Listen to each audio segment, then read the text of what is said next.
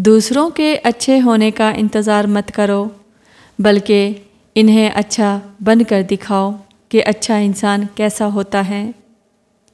جو اللہ پاک سے رو کر مانگتے ہیں، پھر انہیں کسی اور کے سامنے رونے کی ضرورت نہیں پڑتی۔ تمہارا رب تمہاری دعائیں رد نہیں کرتا، بلکہ انہیں بہتر وقت کے لیے سنبھال لیتا ہے۔ اگر کامیاب زندگی گزارنا چاہتے ہو تو دوسروں کے اندر اچھائی اور اپنے اندر برائی تلاش کرو۔ دنیا نصیب سے ملتی ہے اور آخرت محنت سے، لیکن لوگ محنت دنیا کے لیے اور آخرت کو نصیب پر چھوڑ دیتے ہیں۔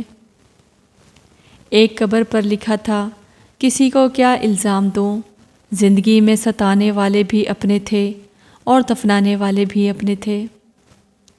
سنی سنائی باتوں پر فوراً یقین مت کر لیا کرو، جھوٹ سچ سے زیادہ جلدی پھیلتا ہے۔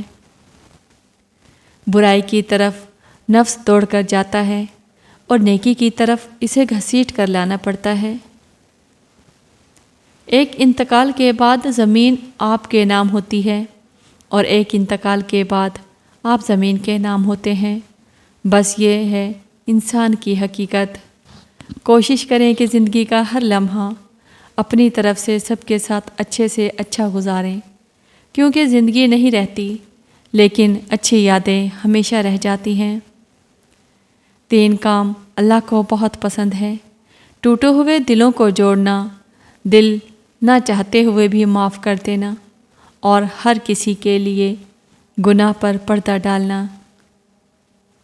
یہ جو کہتے ہیں بات ایک کان سے سنو اور دوسرے کان سے نکال دو، انہیں بتا دو ان دونوں کانوں کے بیچ میں دماغ آتا ہے جہاں بات ٹھہر جاتی ہے۔ غیبت عمل کو کھا جاتا ہے، جھوٹ رزق کو کھا جاتا ہے، غصہ عقل کو کھا جاتا ہے، تکبر علم کو کھا جاتا ہے۔ ہمارے پروردگار ہماری قسمت میں کوئی سجدہ ایسا لکھ دے جو ہمارے گناہوں کی تلافی کر دے۔ کسی بھی چیز کے معاملے میں اتنا جنونی مت ہونا کہ اسے پانے کی جستجو میں ہار بیٹھو اور خود کو بھی کھو دو۔ قدرت ہمیشہ انسان پر اتنی مہربان ضرور ہوتی ہے کہ اگر ساری دنیا بھی آپ سے نفرت کرنے لگ جائے تو کوئی نہ کوئی آپ پر جان چھڑکنے والا ضرور ہوتا ہے۔ صبر کی حقیقت تو یہ ہے کہ جو ہو اللہ کی مرضی سے ہو، اور آگے بھی جو ہوگا اللہ کی مرضی سے ہوگا۔ بے شک اللہ وہاں راستہ دکھاتا ہے جہاں انسان کو اندھیرا نظر آ رہا ہوتا ہے۔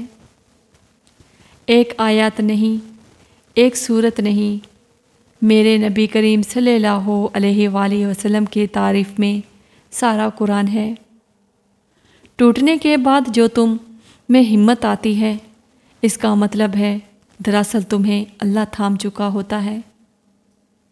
قرآن پاک بار بار کہتا ہے، نا امید نہ ہو، کمزور نہ پڑو، غمگین نہ ہو، بے شک اللہ ہر چیز پر قادر ہے۔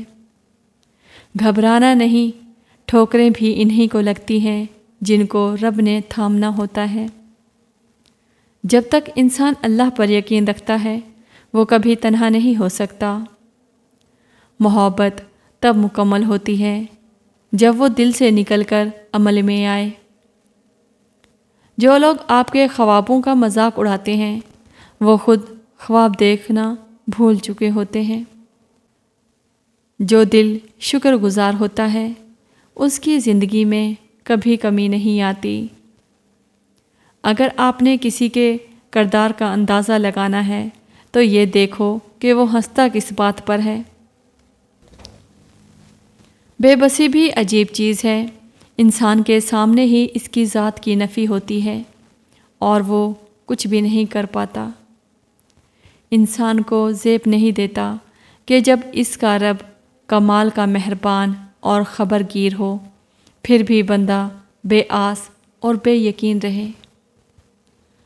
مٹی سے مٹی کے سفر کے دوران جو وقت ہے وہی مہلت ہے، وہی زندگی ہے۔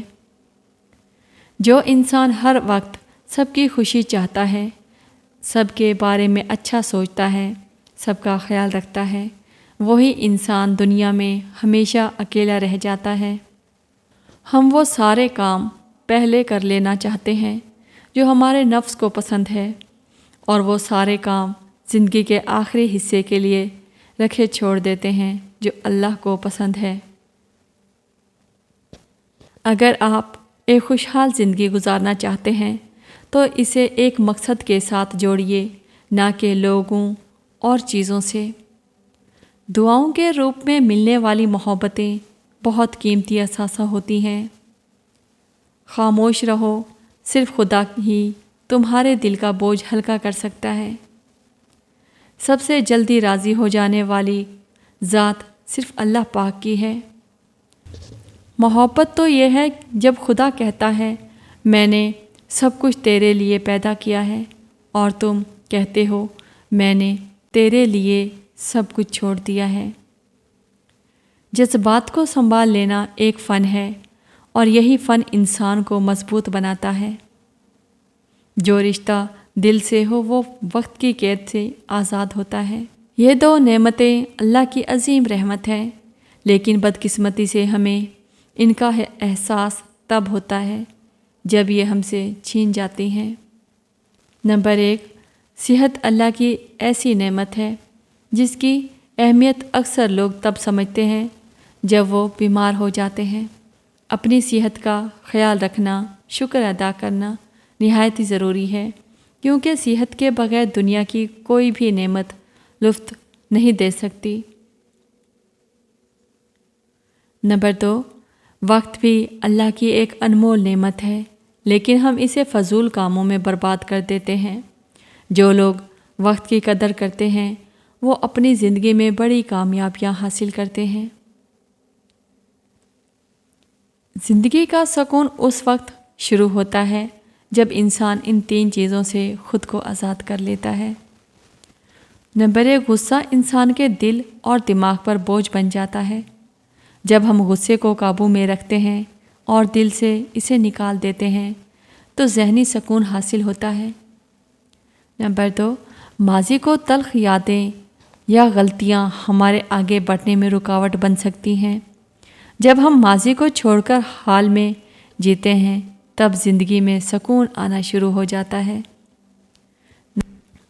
نمبر 3، دوسروں کی توقعات کا بوجھ جب ہم پر بڑھنے لگتا ہے تو زندگی پیچیدہ اور تھکا دینے والی لگتی ہے، مگر جب ہم اپنے فیصلے خود کرتے ہیں اور دوسروں کی توقعات سے آزاد ہو جاتے ہیں تب ہمیں سکون ملتا ہے۔ زندگی میں ایک وقت آتا ہے جب انسان کو ذہنی سکون کے لیے یہ 3 رشتے توڑنے پڑتے ہیں۔ نمبر 1، وہ رشتہ جو آپ کو مسلسل دکھ اور پریشانی دے رہا ہو۔ نمبر 2، وہ رشتہ جو صرف آپ کا استعمال کر رہا ہو اور آپ کی قدر نہ کرتا ہو۔ انسان چاہے جتنی بھی ترقی کر لے، جس مقام پر بھی پہنچ جائے، لیکن جب تک وہ نماز نہیں پڑھتا تب تک وہ ایک ناکام ترین انسان ہے۔